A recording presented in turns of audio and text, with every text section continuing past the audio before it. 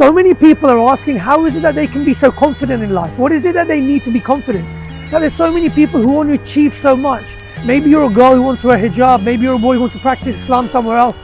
Maybe you've just got so many goals and so many aspirations, but the thing is that because you don't have the confidence, you're worried about how you're going to get there.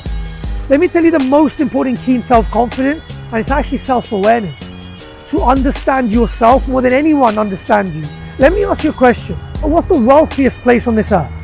The wealthiest place on this earth? Is it the diamond mines of South Africa? Is it the oil fields of Saudi? Is it Canary Wharf? Is it Wall Street? What's the wealthiest place on this earth? Do you know what it is?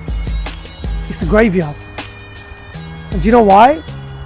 It's because that's where people are buried with their potential. Books never written, talks never started, businesses never started. Do you know why? Because that little voice in their head saying, I'm not good enough. Why you?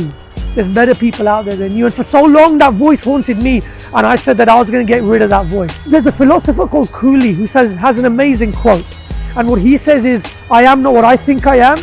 I am not what you think I am. I am what I think you think I am. Think about it. I am not what I think I am. I am not what you think I am.